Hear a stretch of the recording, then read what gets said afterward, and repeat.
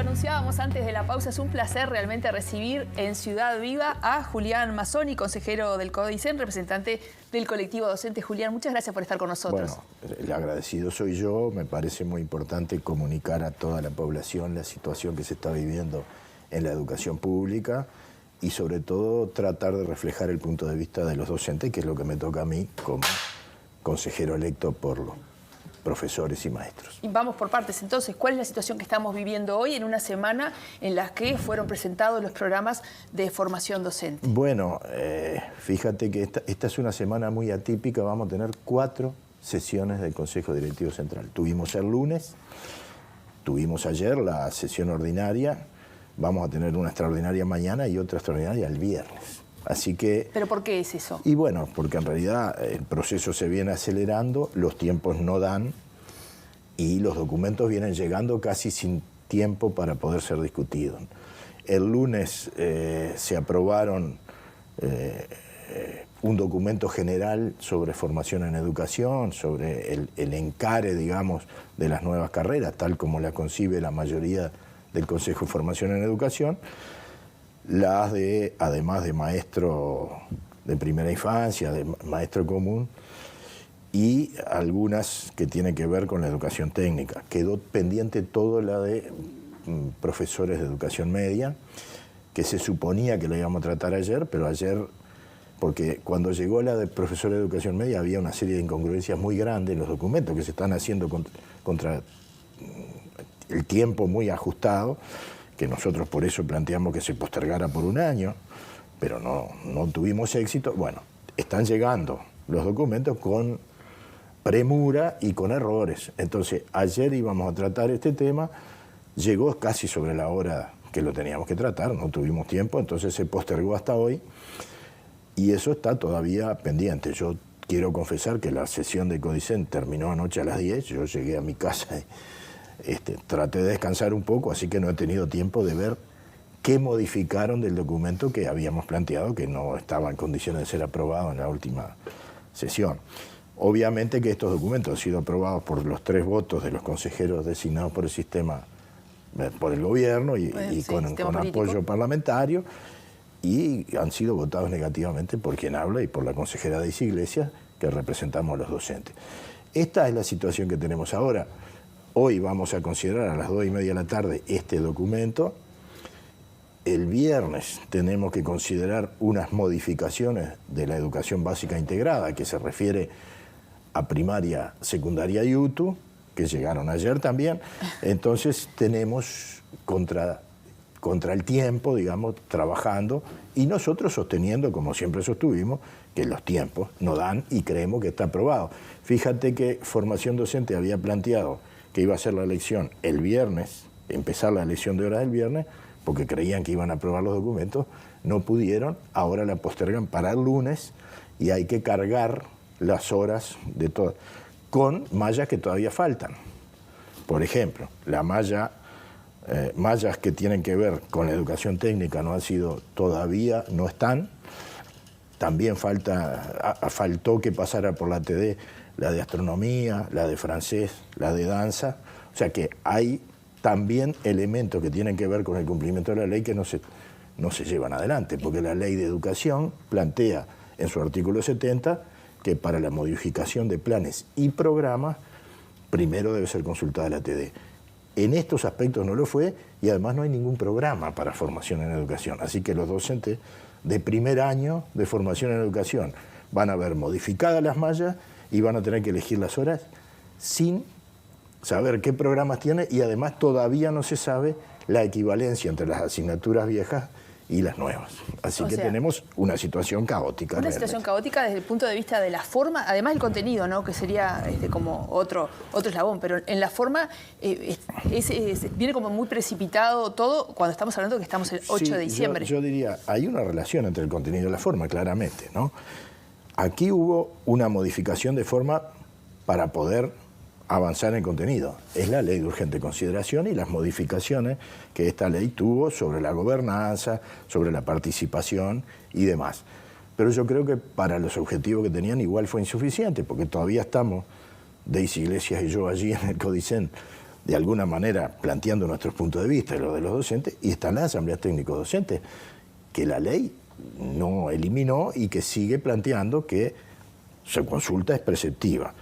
No que tenga que hacerse lo que dice, pero por lo menos el espíritu de la ley es que, bueno, si es preceptiva la consulta de las asambleas técnicos docentes, que yo quiero recordar que se eligen por voto secreto y obligatorio de todos los docentes del país y que representan de esa manera, como ha sido tradicional en a todos los docentes. Bueno, por lo tanto, la idea es que la opinión de los docentes sea considerada. Bueno, las declaraciones, las posiciones de la Asamblea Técnica Docente han sido dejadas totalmente de lado por la mayoría del Consejo Directivo Central.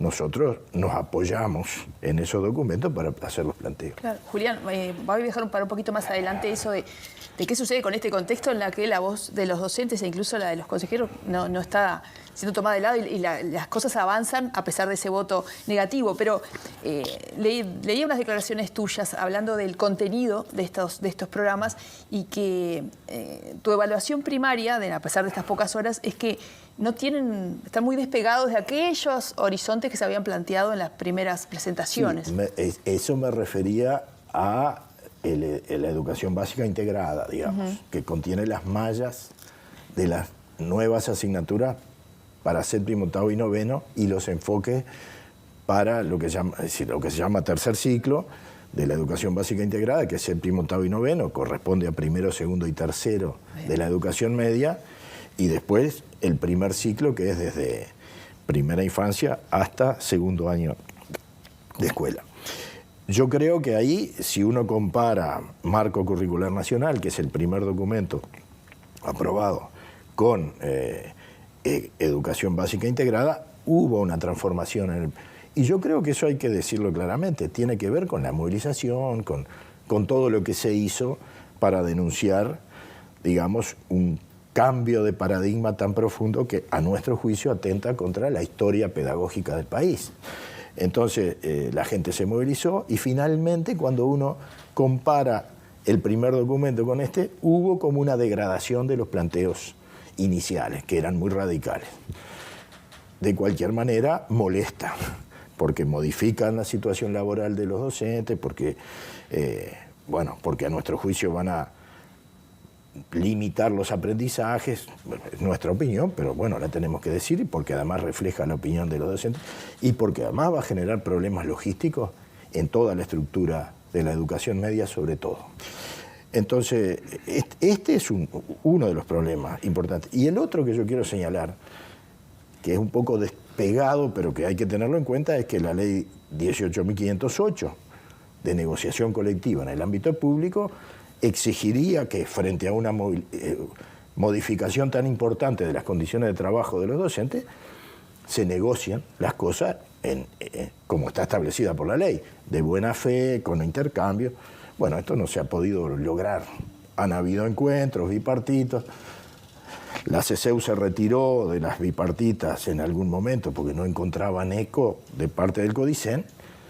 Planteó una tripartita en el Ministerio de Trabajo. La tripartita encontró algunos caminos para ver si se podía acordar, sobre todo la elección de horas, y sin embargo todavía no hay acuerdo en eso. Por lo tanto, hay dos leyes que a mi juicio no se están cumpliendo. Primero, la Ley General de Educación y las modificaciones que introdujo la LUC, que obligan a que planes y programas sean considerados por la Asamblea Técnica Docente. Algunos fueron y otros no. Sin embargo, CFE, Consejo de Formación y Educación, y el CODICEN están aprobando cosas que no fueron consultadas ahí. Programas no hay para formación en educación. Por lo tanto, no sé cómo se va a hacer. Y además, el proceso de elección de horas, que secundaria pensaba empezarlo el 12, no va a poder, porque el 12 va a empezar, con suerte, el de formación en educación, que va a llevar un tiempo relativamente largo. Yo pienso que secundaria, si lo logra, va a ser por lo menos del 19 en adelante. Así que tenemos una situación compleja en la elección de horas, porque no hubo acuerdo en bipartita ni en tripartita sobre cómo se van a elegir las horas. Se van a elegir con las decisiones que tome la mayoría del CODICEN y los directores generales, Y bueno, va a haber una situación también en ese sentido de complejidad y de conflictividad que además se va a reflejar en el inicio de los cursos del año 2023. A eso iba, es un efecto dominó, ¿no? Porque esta reforma que los docentes están manifestando que puede tener efectos por los contenidos, en los aprendizajes, este mecanismo de tratamiento de los temas va a caer en los hogares de cada uno de estos docentes que, bueno, la estabilidad laboral para el año que viene y a las aulas en marzo de si están elegidos o no. Primero nosotros tenemos bastante claro que va a haber menos horas en formación docente. ¿Lo tienen claro eso? Sí, no por la modificación de las mallas, sino porque nos parece que se van a suprimir grupos, por la proyección que se viene haciendo. Pero además por la inestabilidad que genera todo esto. Por lo tanto, van a haber muchos docentes de formación docente que van a preferir, que tienen cargos efectivos en los otros sistemas, que van a preferir eso. Por lo tanto, van a correr hacia abajo.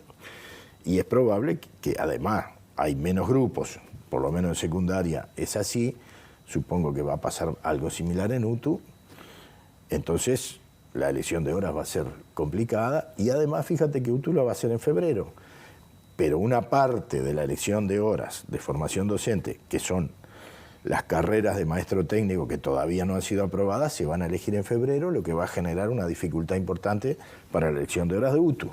Así que son situaciones que tienen que ver con la premura con que se están haciendo las cosas, que tienen que ver claramente con definiciones político-partidarias del gobierno de que determinadas cosas las quiere presentar a la ciudadanía para tener, digamos, una carta de presentación desde el punto de vista político-electoral. Y por lo tanto, en última instancia, aquí lo que hay que señalar es la falta de autonomía, que aunque está consagrada en la Constitución, termina vinculando los tiempos políticos electorales al desarrollo de un ente autónomo que tiene que ver con la educación de toda la población, justamente para garantizar que el ciudadano se forme de tal manera que cuando llegue el momento de elegir su futuro esté en condiciones de hacerlo con independencia, digamos, cultural y política, porque esta era la vieja idea que maneja la educación pública del Uruguay, desde la educación del pueblo y desde la legislación escolar de José Pedro Varela, cuando nos planteaba claramente, decía él, que hay que separar la administración de la educación de la acción deleteria de las pasiones, decía, y se refería a las pasiones político-partidarias, claramente. Julián, ¿y cómo se construye a futuro? Estoy hablando tanto del papel tuyo y de Daisy Iglesias, la otra consejera, representación de los docentes, y también desde los sindicatos, cuando estamos a punto de terminar las clases, es inminente el inicio 2023, en los hechos. Va a ser. ¿Cómo se construye cualquier modificación o hasta una apoyatura de cualquiera de las líneas, ¿no? ¿Cómo se construye en este tiempo? Bueno, yo creo que hay una herramienta que ha sido dejada de lado, que es el Congreso de la Educación. Me parece una herramienta fundamental para definir el futuro de la educación del país. Yo, por circunstancias especiales, era presidente de la Asamblea Técnico Docente de Secundaria, me tocó estar en la presidencia del primer Congreso Nacional de Educación, que definió líneas muy importantes que lamentablemente no fueron recogidas todas en la ley.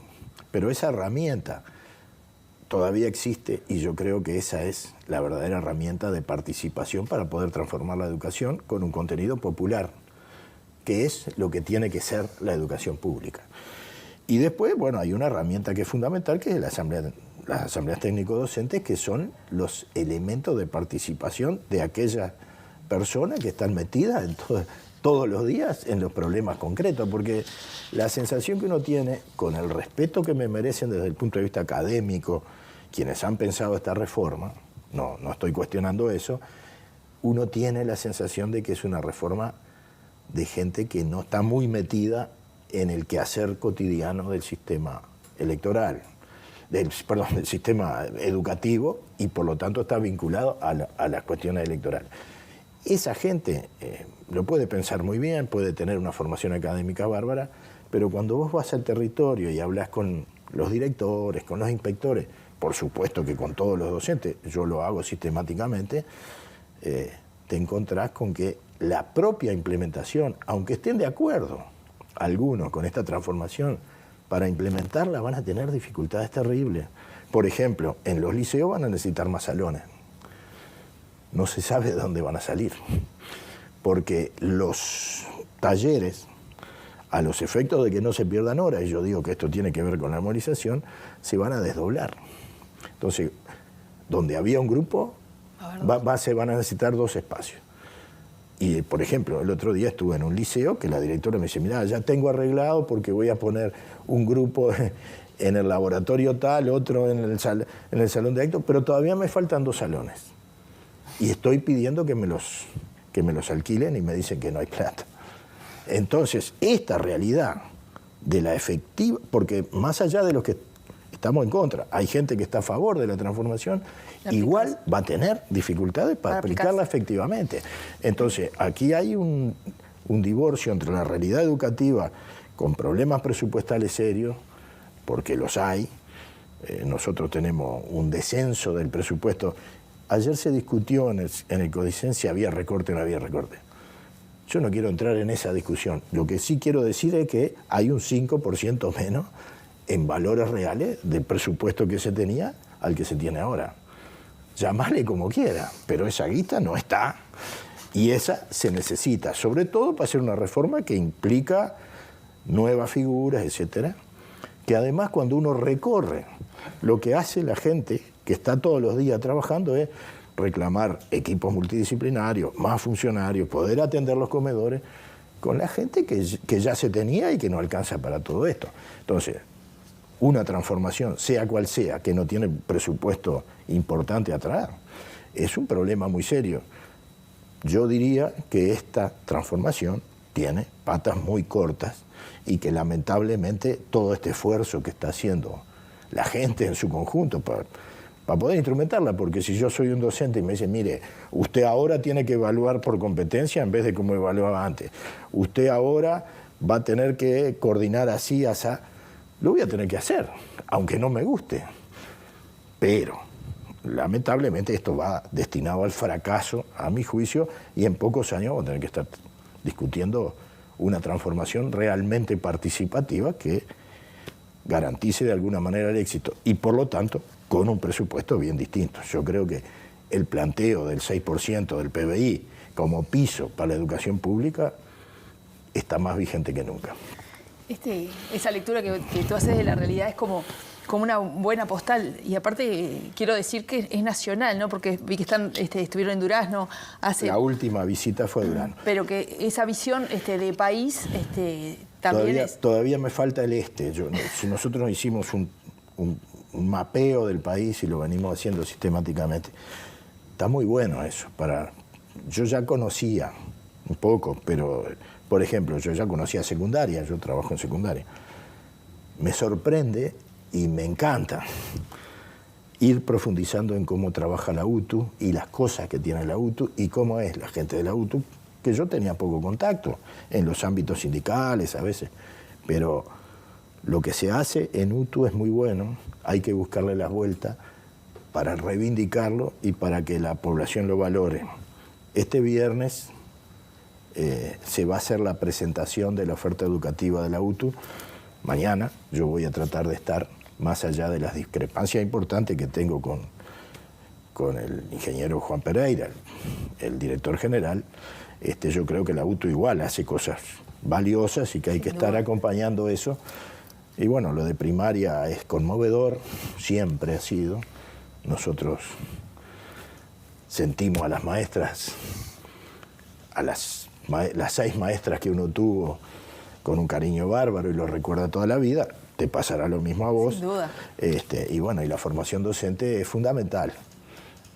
Digamos, tenemos todo esto, que es un capital político, educativo de nuestro país, que lo tenemos que defender entre todos.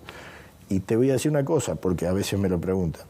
Yo no creo, de ninguna manera, que la mayoría del Codicen esté pensando en destruir la educación. No pienso eso. Yo creo que están convencidos de que ese es el camino y nosotros estamos convencidos de que no.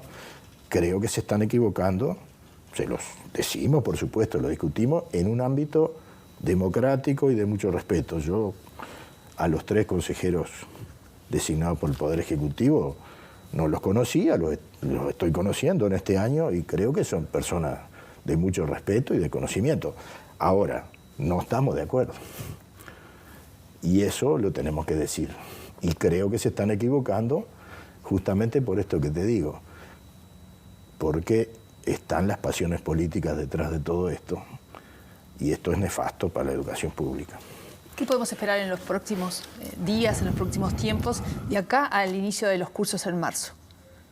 Bueno, primero se están haciendo los cursos estos de adaptación. MOOC, que son en línea, que son masivos, que se autocorrigen, digamos.